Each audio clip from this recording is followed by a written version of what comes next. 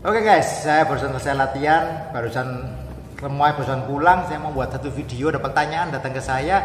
Coach, saya tuh sebaiknya saya tuh lebih fokus untuk mengambil suatu teknik tertentu. Saya spesialis nih dalam artian misalkan let's say tadi yang ditanyakan seperti misalkan ambar, apakah saya harus chase ambar itu saya kejar terus ambar terus, atau mungkin kalau ada orang yang triangle mungkin nyoba triangle-nya dicoba terus, atau apa saya dapatnya coach? Saya misalkan ada kesempatan saya ngambil ambar ya ambar, ada kesempatan kimura ya kimura lah, ada kesempatan triangle ya saya ngambil triangle dan sebagainya. Dalam artian ya udah apa adanya lah, sedapatnya apa ya saya ambil. Nggak usah saya harus fokus tertentu. Jawaban saya itu satu hal yang relatif, oke? Tapi kalau kita mulai, saya pertanyaan itu dari orang yang baru mulai, misalkan let's say baru beberapa bulan lah latihan namanya BJJ. Jawaban saya pada umumnya adalah jadilah seorang generalis dulu. Dalam artian ya apa dapatnya. Misalkan kesempatan nih dapat kepala ambil guletin ya ambil guletin dulu. Nggak usah pusing-pusingin. Harus saya fokus saya ngambil ambar, saya nggak mau ngambil guletin, lupakan itu. Kalau di awal dapatnya apa ambil dulu. Ada guletin. Saya layarnya kosong, saya mau ngambil RNC, saya ambil RNC. Tangannya saya bisa ambar. Saya bisa ngambil yang lain, saya bisa kimura ya saya kimura, saya bisa americana atau apapun, sedapatnya apa saya ambil dulu. Why? Karena menurut saya di tahapan Anda di awal-awal, kalau Anda terlalu jadi spesialis, misalkan Anda benar-benar mau ngejar ambar, saya mau kejar ambar terus, itu menurut saya Anda justru nggak pinter-pinter. Kenapa nggak pinter-pinter? Karena Anda akhirnya membuang-buang banyak kesempatan. Misalkan harusnya dapat guletin, Anda lepas kesempatannya, saya mau ngambil ambar, Anda buang kesempatannya. Harusnya bisa dapat RNC, Anda punya kesempatan, Anda buang kesempatannya demi Anda mau mencoba ngambil ambar. Oke. Tidak 100% salah sebetulnya, tetapi di awal jawaban saya apa yang ada ambil dulu. Karena semakin sering Anda mendapatkan submission dari berbagai macam tadi, itu akan membuat game Anda berkembangnya lebih cepat. Anda bisa, let's say, Anda sering dapetin nih, Anda fokus mau ngambil yang namanya ambar, Anda membuang 3 kesempatan submission yang lain, hanya mendapatkan 1 ambar. Lebih baik buat saya di awal saya dapat 3 macam submission yang berbeda-beda. Saya daripada cuma ngejar 1 ambar, saya bisa dapetin guletin, saya dapetin RNC, saya dapetin kimura. Menurut saya 3 kali dapat submission itu lebih bagus di awal-awal. Kok bisa ya? Iya, karena Anda butuh pengalaman. Anda ini tidak punya pengalaman loh. Ingat, Anda di awal-awal, Anda baru 1 bulan, 2 bulan, 6 bulan pertama misalkan, Anda ini dari orang yang tidak mengerti apa-apa, Anda belajar teknik. Menurut saya Anda naikin semua aja levelnya, ratain dulu. Oke, ratain dalam artian apa? Ada kimura, ada kesempatan dapetin guletin, ada kesempatan RNC, ambar, leglock misalkan ya ambil leglock.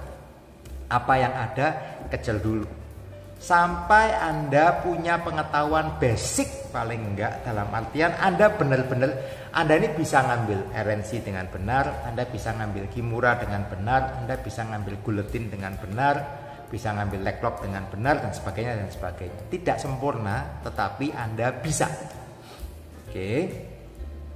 Menurut saya kalau Anda punya kemampuan, Anda bisa mengambil berbagai macam teknik pada kesempatan masing-masing, itu Anda punya chance untuk melakukan yang namanya finishing jauh lebih tinggi. Kemampuan Anda bisa melakukan submission itu lebih tinggi daripada Anda hanya punya 1 macam submission. Walaupun Anda jago, belum tentu Anda punya kesempatan itu. Oke. Nanti kita bicara di level-level belt lebih higher belt, Anda lain lagi ceritanya. Nanti kalau Anda sudah higher belt, Anda akan meng-create position, Anda pancing, Anda membuat lawan Anda gimana bisa ngasih tangannya supaya bisa Anda ambar. Bukan ada kesempatan Anda ambil ambar, tapi benar-benar Anda setting, tangan ini Anda set up, akhirnya tangan ini dikasihkan ke Anda dan Anda ambar. Itu level higher belt. Tapi kalau Anda di level white belt, oke, sekali lagi white belt Anda 6 bulan atau berapa bulan lah, itu fokusnya apa? Anda bisa dapat apa? Ambil dulu. Dapat ambar ya ambar, dapat kimura, guletin dan sebagainya. Nanti perlahan-lahan, let's say Anda sudah jalan setahun ke atas, mungkin Anda mulai spesialisasi. Gimana coach? Biasanya setelah Anda ikut sekian waktu tadi, akan ada teknik-teknik tertentu yang entah gimana caranya connect dengan Anda, dan teknik-teknik tadi gimana taunya Anda sering mendapatkan itu. Dan itu biasanya berbeda-beda, tidak generik, tidak general, terjadi sama semua orang. Contoh, ada murid saya yang entah gimana dia bisa connect dengan teknik triangle, dia dapetin triangle, dapatnya banyak. Terus akhirnya dari situ berkembang, dia banyak mencari posisi yang bisa menghasilkan teknik triangle. Ada orang-orang tertentu yang backticknya kok connect. Dia dari mount bisa dapat backtick, dari guard dapat backtick, akhirnya teknik RNC-nya dia banyak sekali dia pakai dan akhirnya dia jadi spesialis di sana. Kenapa ya? Karena entah gimana terjadi buka jalur, tiba-tiba jalurnya terbuka, dapatnya backtick. Menurut saya dari pengalaman saya mengajar, hal-hal itu terjadi loh.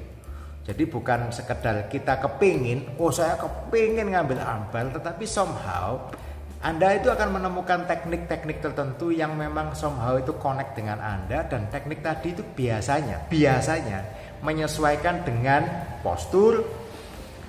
Kalau orang yang badannya mungkin besar dia suka pressure, atau mungkin orang yang badannya kecil dia bisa sering ngambil backtick karena dia bisa slim, dia bisa masuk kiri, masuk kanan dan sebagainya. Itu postur biasanya menentukan. Ada orang-orang yang suka mainnya main guard, tulang tungkai-tungkainya panjang, dia mainnya main guard dan sebagainya ya. Itu biasanya bawaan secara fisik. Yang pertama. Kedua, karakter. Ada orang-orang yang mainnya sabar. Wah, dia mainnya sabar sekali. Kalau main nggak buru-buru, dia suka main guard, main level dan sebagainya. Dia kontrol orang, jago banget. Dan gamenya dia akhirnya berkembang ke arah sana. Ada orang yang mungkin agresif. Dia sukanya langsung pressure, mainnya di mount, saya kontrol, pressure. Ya balik lagi, itu karakter orang. Apakah itu salah, apakah itu benar? Nggak ada yang salah, nggak ada yang benar. Itu optional. Oke. Dan itu nanti akan terbentuk dengan sendirinya. Biasanya kapan coach? Biasanya setelah sekian waktu Anda belajar. Biasanya di atas 6 bulan biasanya. Kalau terlalu awal, jawaban saya jangan jadi spesialis. Tips saya kalau di awal jadilah generalis dulu. Kayak Anda belajar abjad lah. Anda belajar abjad A, B, C, D, E, F, G sampai Z, itu Anda harus pelajari dulu. Nggak bisa dong, saya mau jadi spesialis coach, saya cuma mau pakai huruf A, B, D, dan E misalkan. Ya nggak bisa. Anda harus jadi generalis dulu. Anda harus tahu dulu opsinya apa.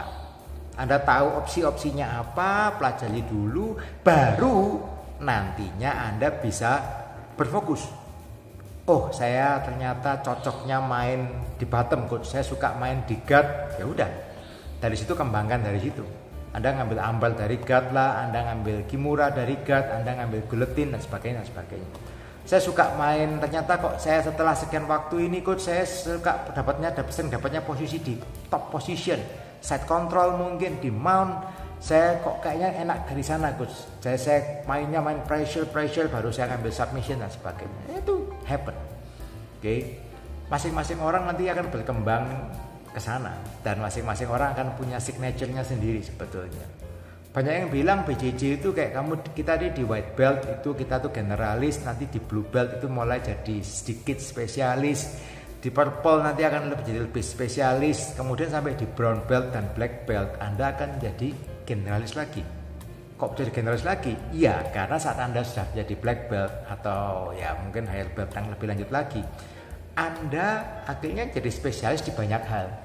Anda punya guletin yang jago, mungkin Anda punya real naked choke yang jago, punya leg lock yang jago, punya armbar yang jago, akhirnya Anda jadi generalis. Tapi semuanya di level yang atas semua. Nah, itu guys.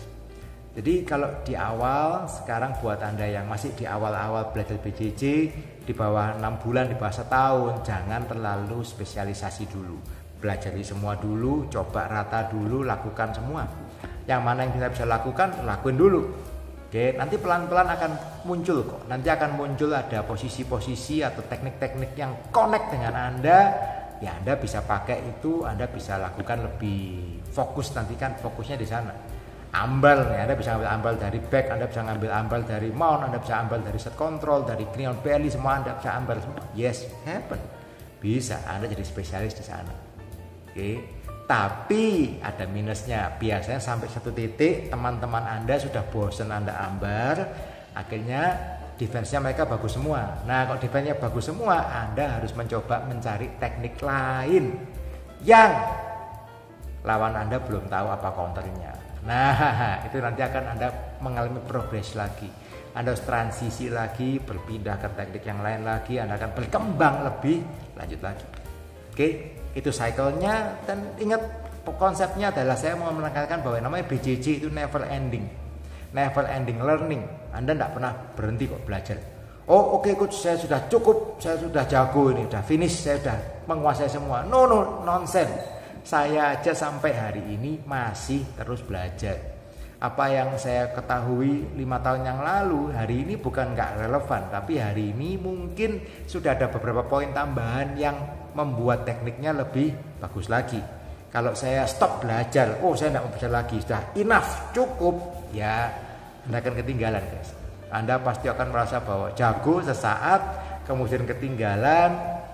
Dan biasanya kalau Anda tidak mau ikut berkembang, tidak mau belajar lagi, biasanya mutung. Kalau sudah mutung, susah untuk Anda lanjut lagi.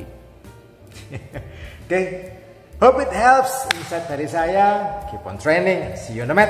Tush.